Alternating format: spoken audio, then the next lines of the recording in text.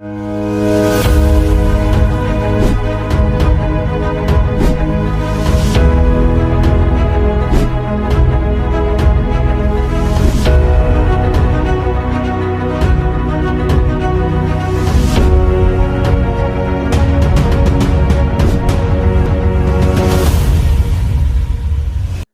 दोस्तों, last time हमने discuss किया था लॉ ऑफ कॉन्ट्रैक्ट के ऊपर, जिसके जनरल प्रिंसिपल्स को हमने डिस्कस किया था। अगर आपको समझ में नहीं आया तो आप कमेंट सेक्शन में पूछ सकते हैं। अगर आपने वीडियो अभी तक नहीं देखी है तो कृपया करके उस वीडियो को देख लीजिएगा। हमने लॉ सीरीज स्टार्ट की है आईजीटी लॉ क्लासेस के माध्यम से, जहां पर हम आपको बहुत सारे लॉस पढ़ा रहे हैं जो क्लैट के स्टूडेंट्स है नेशनल लेवल के, और जो महाराष्ट्र सीईटी एलएलबी के स्टूडेंट्स है 5 इयर्स और 3 इयर्स के, उनको, ताकि उनका लीगल एप्टीट्यूड और लीगल रीजनिंग का जो सेक्शन है उनको थरो हो जाए। दोस्तों, हम लोग लॉ ऑफ कॉन्ट्रैक्ट के जनरल प्रिंसिपल अभी तक डिस्कस कर रहे थे, जिसमें हम लोगों ने डिस्कस किया कि जो प्रपोजर है एक्सेप्टर है, इनके बीच में कोई ट्रांजैक्शन होता है, कोई लेन देन होता है, तो उसे हम अभी तक तो उसे एग्रीमेंट कह रहे थे, बराबर। ये कुछ और पॉइंट्स है जिसे कवर करने के बाद ये आगे कॉन्ट्रैक्ट बनता है। यानी एग्रीमेंट देखा जाए तो छोटा सा बच्चा है, बराबर, जिसकी कुछ सुनी नहीं जाएगी, और कॉन्ट्रैक्ट एक तरीके का एक फादर है, उसका बाप है, जिसे माना जाएगा, जिसे सुना जाएगा, जो लागू होने वाला है। ठीक है, तो दो लोगों के बीच में होने वाले कॉन्ट्रैक्चुअल रिलेशनशिप को, सिंपल कॉन्ट्रैक्ट को कॉन्ट्रैक्ट कहते हैं, इतना समझना है हम लोगों को। अब हम लोग डिस्कस करने वाले हैं वैलिडिटी ऑफ द कॉन्ट्रैक्ट, यानी अभी तक का जो अग्रीमेंट था हमारा, वो अब बन रहा है कॉन्ट्रैक्ट। एग्रीमेंट लागू नहीं होता दोस्तों, इससे पहले वाले स्लाइड में हम लोगों ने देखा, सेशन में हमने देखा, एग्रीमेंट लागू नहीं होता। उसके वैलिड होने के लिए, वैध होने के लिए, लागू होने के लिए कुछ और टर्म्स एंड कंडीशन है, कुछ अटी शर्तें आए, अटी और कुछ शर्तें हैं जिसे उसे पूरा करना बहुत जरूरी है। पहला पॉइंट आता है, जो हम लोग कम्युनिकेशन प्रपोजल की बात कर रहे थे ना लास्ट टाइम वाले सेशन में, उसमें कॉन्सेंट आती है सबसे इंपॉर्टेंट। कॉन्सेंट का मतलब होता है आपकी दी गई रजामंदी, आपकी दी गई सहमति, मराठी में सम्मति, जो आपने सहमति दी है, जो हुकार दिया है, जो हाँ बोला हुआ है, इसे कॉन्सेंट कहा जाता है। That is called the assent, ASSENT, assent और अप्रूवल, दोनों पार्टीज का, एक्सेप्टर का भी और प्रपोजर का भी, मुकेश का भी और रीना का भी। तो कॉन्सेंट हमेशा ऐसा माना गया है कि फ्री कॉन्सेंट होना चाहिए। कॉन्सेंट का फ्री कॉन्सेंट होना मस्ट है, कंपलसरी है। अगर ये फ्री कॉन्सेंट नहीं है तो कॉन्ट्रैक्ट बनेगा ही नहीं, एग्रीमेंट रहेगा, और वो हमने यहाँ पे लिखा हुआ भी है, वॉइड हो जाएगा। वॉइड यानी रद्द हो जाएगा। रद्द मतलब दोनों पार्टीज का एक दूसरे के ऊपर कोई राइट, अधिकार नहीं बनेगा, और ड्यूटीज भी नहीं बनेगी, कर्तव्य भी नहीं बनेगा। इसलिए ये सारे टेस्ट है, जिसे क्लियर करने के बाद it becomes a contract, agreement becomes a contract, agreement लागू होगा। ठीक है, तो कॉन्सेंट का फ्री कॉन्सेंट होना जरूरी है। फ्री मतलब क्या, वो कॉन्सेंट के अंदर वो ये 5 चीजें जो मैंने लिखी हुई है यहाँ पर, वो 5 चीजें नहीं होनी चाहिए, एग्जैक्टली नहीं होनी चाहिए, ये 5 चीजें नहीं होनी चाहिए। फॉर एग्जाम्पल, एक है इसके अंदर कोर्शन। कोर्शन का मतलब है डराना धमकाना। अगर कोई हमको डराता धमकाता है, हमें बॉडीली इंजुरी पहुंचाने की बात करता है, या हमारे प्रॉपर्टी को कोई लॉस करने का, डैमेज करने की बात करता है, तो ऐसी ली गई, जोर जबरदस्ती से ली गई कॉन्सेंट एक तरीके की, अगर उसमें कोर्शन को एम्प्लॉय किया गया है, शब्द यूज किया जाता है, यानी यूज किया गया है, तो वो वॉइड या वॉइड हो सकता है, रद्द हो सकता है, या एक और ऑप्शन है voidable at the option of the party. Voidable at the option of the party मतलब है पक्षकारों को, यानी प्लेंटिफ को, पहला जो पार्टी होता है ना प्लेंटिफ होता है, जो भी कोर्ट जाता है निचली अदालतों में, लोअर कोर्ट के अंदर, और सामने वाला जो व्यक्ति होता है, फॉर एग्जांपल रीना जो थी, वो डिफेंडेंट होती है, बराबर, और ऊपरी अदालतों में, हाई कोर्ट में, सुप्रीम कोर्ट में, उसे पहले जो व्यक्ति पहुंचता है उसे पिटिशनर, याचिकाकर्ता कहा जाता है, और सामने जो व्यक्ति होता है उसे रिस्पोंडेंट, यानी जिसे बेसिकली रिस्पॉन्ड करना है, जवाब देना है, जो डिफेंस की भूमिका में होगा।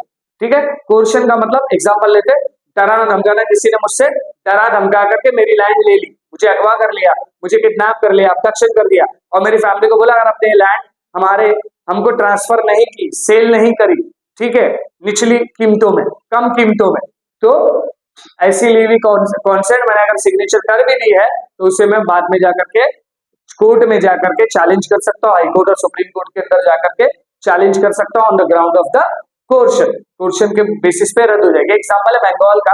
बंगाल में हाई सी के अंदर, कोलकाता में बहुत गहरे समंदर के अंदर शिप में 2 लोग बैठे हुए थे, तो एक पर्सन ने उसके ऊपर दबाव डाला, जोर जबरदस्ती करी और उसको बोला प्रॉपर्टी के पेपर, ये बहुत पुराना केस है, 50-100 साल पुराना केस ले सकते हैं आप, तो उस वक्त सिग्नेचर कर दिया तो प्रॉपर्टी नाम पे हो जाती थी, तो प्रॉपर्टी का पेपर्स उसने सिग्नेचर करा लिया।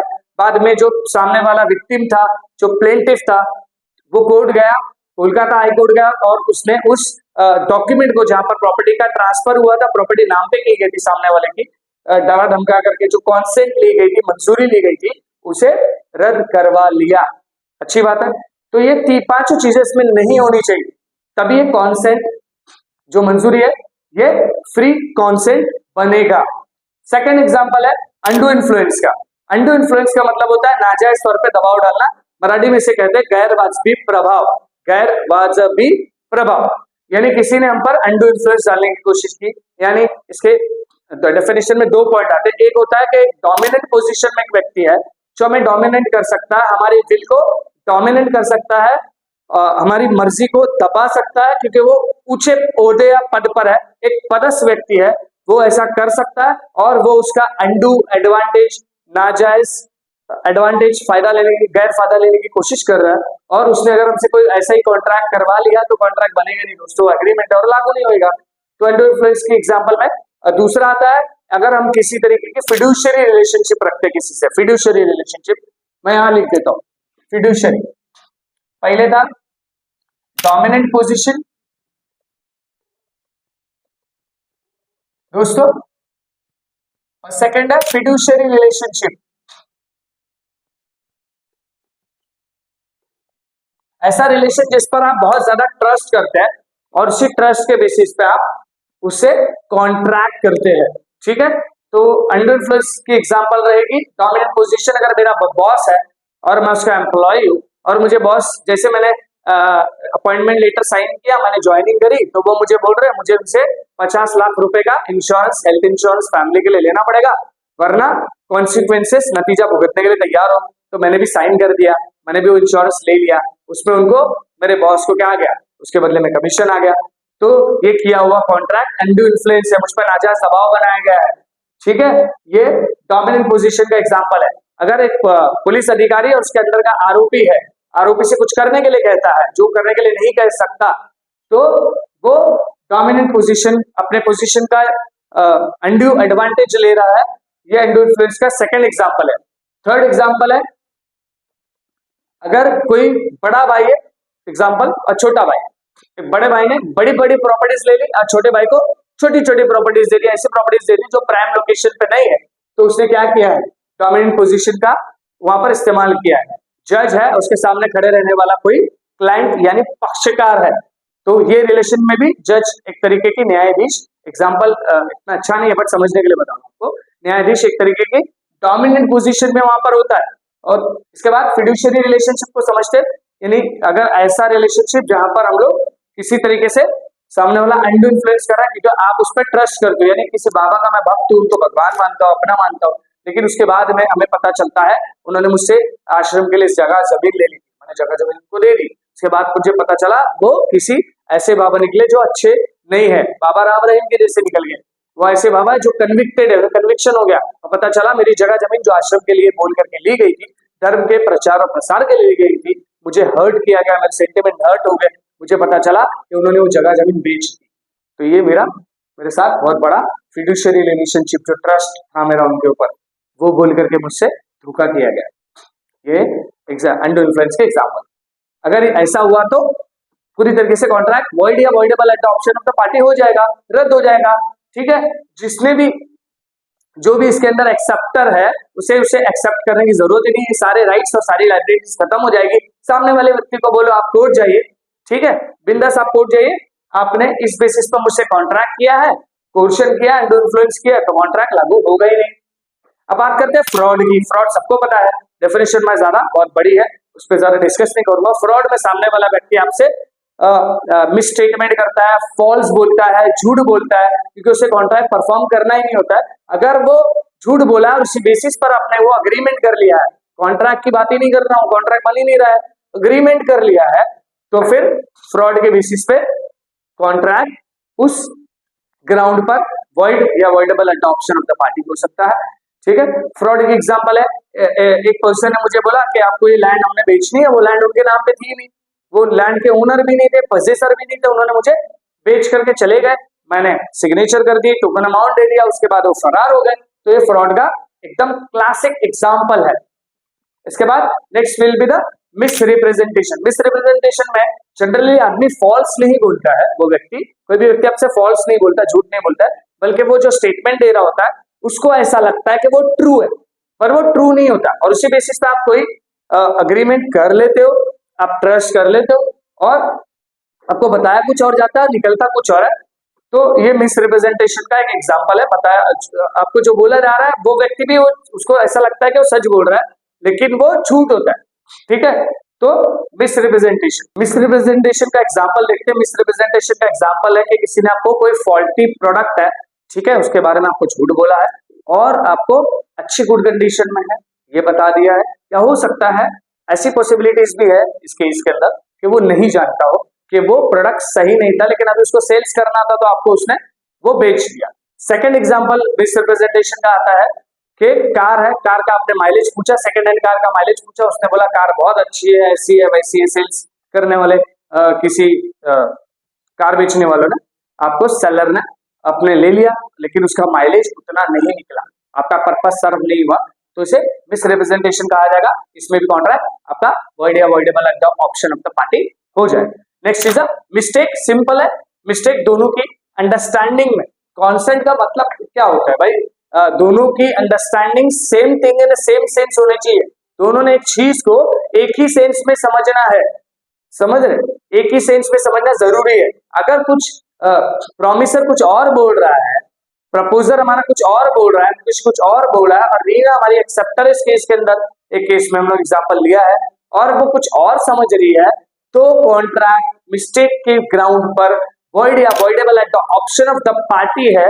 Voidable at the option of party का मतलब समझा देता हूं। Voidable at the option of the party का मीनिंग होता है एक्जैक्टली कि पार्टी चाहे तो उसे कंटिन्यू कर ले, परफॉर्म करते रहे कॉन्ट्रैक्ट को, कोई इश्यू नहीं, या कोर्ट में जाकर के उसे वॉइड करवा ले। तो मिस्टेक की एग्जांपल क्या है? मिस्टेक की एग्जांपल होती है कि अंडरस्टैंडिंग दोनों पार्टीज की, जो प्रपोजर बता रहा है एक्सेप्टर समझने में नाकाम रहा है, समझ नहीं पा रहा। फॉर एग्जांपल मैंने बोला आईजीटी लॉ क्लासेस का महाराष्ट्र एलएलबी सीईटी का कोर्स आपने बाय करना है, और चाहे वो ऑफलाइन हो ऑनलाइन हो, उसकी फॉर एग्जांपल $10,000 की प्राइस है, ठीक है, वो आपको पे करना है।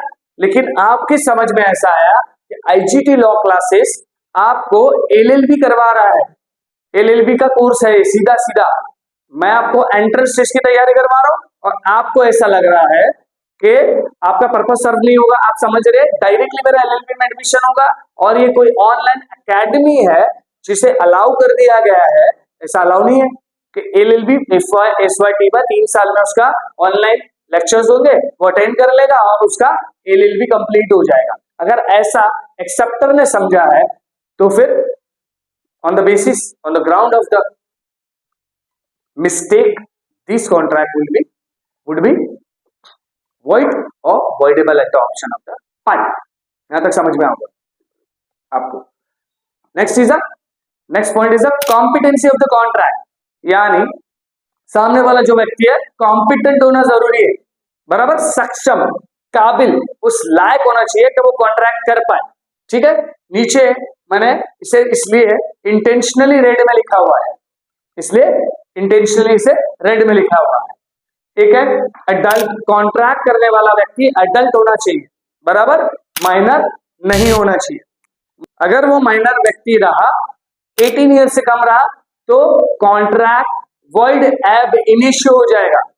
एक लैटिन वर्ड शब्दावली आपकी लोग की बता रहा हूं आपको। वॉइड एब इनिशियो का मतलब होता है वॉइड फ्रॉम बिगिनिंग, शुरू से ही वो रद्द हो जाएगा, रद्द करने योग्य नहीं, रद्द हो जाएगा, सीधा सीधा कैंसिल हो जाएगा, ठीक है, अगर माइनर है तो। क्योंकि माइनर को मेच्योरिटी नहीं होती है, उसका मेच्योर अंडरस्टैंडिंग नहीं होता है, वो नहीं जानता है what is right what is wrong, वो नहीं जानता अपने कंडक्ट और एक्ट, जो कार्य वो कर रहा है उसके लीगल कॉन्सिक्वेंसेस, यानी कानूनी तौर पर उसके क्या आगे जाकर नतीजे निकलने वाला है, वो नहीं जानता। ऐसे ही यही सेम मैटर इनके साथ में भी होता है, अनसाउंड माइंडेड पर्सन के मैटर में भी ऐसी होता है। ठीक है, तो अडल्ट होना चाहिए, माइनर नहीं होना चाहिए। साउंड माइंड के लिए भी सेम है कि मेच्योर नहीं होता है, इमेच्योर होता है, what is right what is wrong की उसको समझ नहीं होती है, और वो लीगल कॉन्सिक्वेंसेस नहीं जानता है कि एग्जैक्टली जो एक्ट करने वाला है, कंडक्ट करने वाला है, कृत्य करने वाला है, या कोई ओमिशन करने वाला है फॉर एग्जांपल,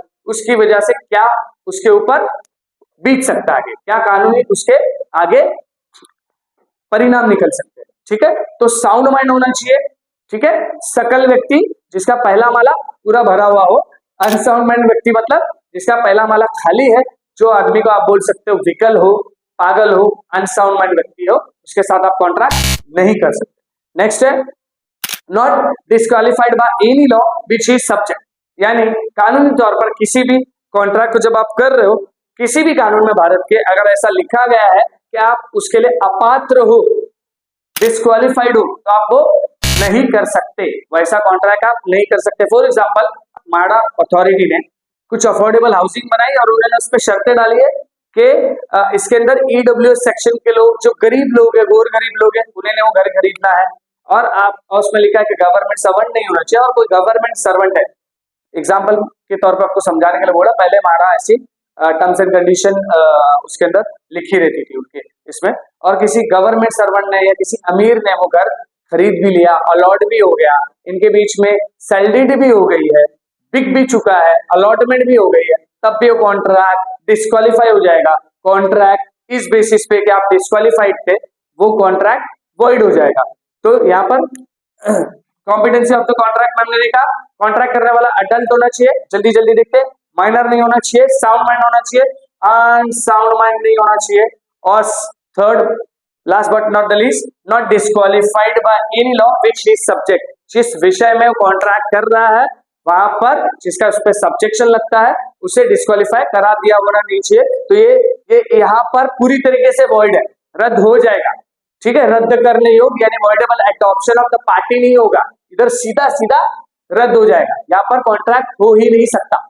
अग्रीमेंट बन रहा है और अग्रीमेंट कानूनी तौर पर हमने देखा है लागू नहीं होता है, यानी आप कोर्ट भी चले जाओगे तो लागू नहीं होगा, दोनों पार्टी आजाद है।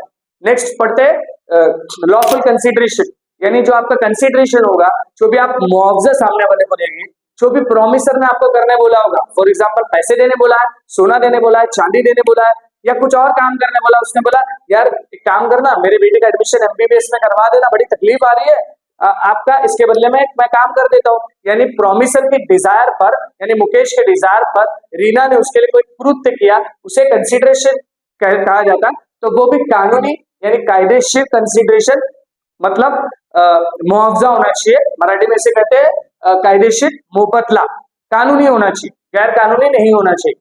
ठीक है, या जो भी आप पैसे ले रहे हो वो ऐसा कॉन्ट्रैक्ट नहीं हो भाई जिससे पैसे ले रहे हो पैसे सारे 2 नंबर के हैं या कैश में ले लिया आपने, बराबर, ऐसा भी नहीं होना चाहिए। Next is a lawful object, यानी आपका जो हेतु इरादा कॉन्ट्रैक्ट का है वो ऑब्जेक्ट क्या होना चाहिए, कानूनी होना चाहिए। फॉर एग्जांपल अगर कोई ड्रग डीलिंग करता है और हमने उसको बोला कि 50 लाख का मुझे कोई भी ड्रग्स, एमडी ड्रग ले लो एग्जांपल के तौर पर, मुझे पहुंचा दो, ठीक है, उन्होंने पहुंचा दिया आपको, आपने पैसे देने से इनकार कर दिया, आप अपनी शर्त परफॉर्म नहीं कर रहे हो, तो फिर वो चले गए बॉम्बे हाईकोर्ट, तो उनके ऊपर सबसे पहले एफआईआर की जाएगी दोनों पार्टीज के ऊपर, क्योंकि आपने जो काम किया है वो कानून के खिलाफ काम किया है, आपका ऑब्जेक्ट लॉफुल होना चाहिए। मैंने सेकंड एग्जांपल, मैंने किसी को बोला कि XYZ पर्सन का मर्डर करना है, मेरे तरफ से आप 50 लाख रुपए ले लो, उन्होंने जाकर के मर्डर भी कर दिया। मर्डर करने के बाद तो आए मेरे पास पैसे मांगने के लिए, मैंने बोला कौन से पैसे भाई, मैंने कब बोला था, मैं पलट गया अपने वादे से, तो वो कोर्ट नहीं जा सकते, बिकॉज आपका ऑब्जेक्ट जो है वो लॉफुल होना चाहिए। ठीक है, अनलॉफुल होना नहीं चाहिए। इसके बाद बात करते हैं पॉइंट नंबर 5 की, not hereby expressly declared to be void by law, यानी कानून में किसी तरीके से उसे एक्सप्रेसली लिखित में या ओरल में, यहाँ पर लिखित में ही माना जाएगा ज्यादा करके, कानून ने किसी तरीके से उसे वॉइड डिक्लेयर नहीं किया है। फॉर एग्जांपल महाराष्ट्र के अंदर गुटखा बैन है, गुटखे का मेरा कॉन्ट्रैक्ट हो गया, ठीक है, गुटखा बैन हो रहा है फॉर एग्जांपल 2015 एग्जांपल के तौर पे बता रहा हूं, ठीक है, मैंने, और किसी राज्य में गुटखा अलाउ है, फॉर एग्जांपल गोवा से मैंने गुटखा मंगाया, ठीक है, वो महाराष्ट्र के बॉर्डर पे है, तो पुलिस ने उसे रोक दिया। उन्होंने कहा कि भाई आज रात से गुटखा बैन होने वाला है, आप इस ट्रक को आगे लेके नहीं जा सकते। तो फिर वहां पर मैं किसी भी तरीके से मैंने मंगाया है तो मैं ब्रीच ऑफ कॉन्ट्रैक्ट की केस उस पर नहीं कर सकता हूँ, सूट फाइल नहीं कर सकता हूँ। ठीक है, क्यों नहीं कर सकता? बिकॉज एक्सप्रेसली से वॉइड डिक्लेयर कर दिया गया है। ठीक है, तो ये सारा हमने जितना समझा, इसमें अगर ये सारे पॉइंट्स आएंगे तो किसी भी तरीके से कॉन्ट्रैक्ट सीधा सीधा वॉइड हो जाएगा। यहाँ पर ब्रीच ऑफ कॉन्ट्रैक्ट नहीं माना जाएगा। ब्रीच ऑफ कॉन्ट्रैक्ट कब माना जाएगा? जब सामने वाला व्यक्ति कोई भी, चाहे प्रोमिसर हो या प्रोमिसी, चाहे मुकेश हो या रीना हो, अगर अपने कॉन्ट्रैक्ट को परफॉर्म करने से मना कर देते या परफॉर्म नहीं करते, जानबूझ करके डिले करते जाते हैं, तो आप उसे परफॉर्म करवाने के लिए सिविल सूट फाइल कर सकते हैं, क्योंकि प्योरली सिविल लॉ है। आप सिविल सूट फाइल करेंगे और कहां चले जाएंगे? कोर्ट के अंदर, उसे लागू करवाने के लिए या कॉम्पेंसेशन मांगने के लिए दोस्तों। ठीक है, और फिर यहाँ पे कुछ मैंने 4 पॉइंट्स और लिखे हैं, इससे ज्यादा भी हो सकते हैं, मैं इसे समराइज कर रहा हूँ, शॉर्ट करने की कोशिश कर रहा हूँ। कॉन्ट्रैक्ट फॉरबिडन बाय लॉ, किसी भी तरीके से forbidden by the IPC, Indian penal code, या भारतीय न्याय संहिता या कोई भी भारत का कानून, उससे फॉरबिडन नहीं होना चाहिए, ये नहीं मना नहीं होना चाहिए। अगर उसमें मना है उस कृत्य को करना, अगर उसको रिलेटेड आपने कोई कॉन्ट्रैक्ट कर लिया है तो वो भी वॉइड हो जाएगा। नेक्स्ट है नेचर, यानी कॉन्ट्रैक्ट का नेचर ऐसा है कि अगर कोर्ट ऑफ लॉ ने, यानी कोर्ट ने हमें परमिट कर दिया, तो किसी न किसी व्यक्ति को या थर्ड पार्टी को भी, यानी मिस्टर मुकेश और मिस्टर रीना को छोड़कर थर्ड पार्टी को भी इंजुरी पहुंच सकती है। इंजुरी का मतलब है नुकसान पहुंचना है, जख्मी होना नहीं रहेगा। नेक्स्ट है, नेक्स्ट इज इंजुरी इन्वॉल्व, यानी अगर इसे अलाउ कर दिया कोर्ट ने तो किसी थर्ड पर्सन को भी या दोनों पक्षकारों को इंजुरी पहुंच सकती है, नुकसान पहुंच सकती है, तो ऐसा कॉन्ट्रैक्ट भी वॉइड माना जाएगा।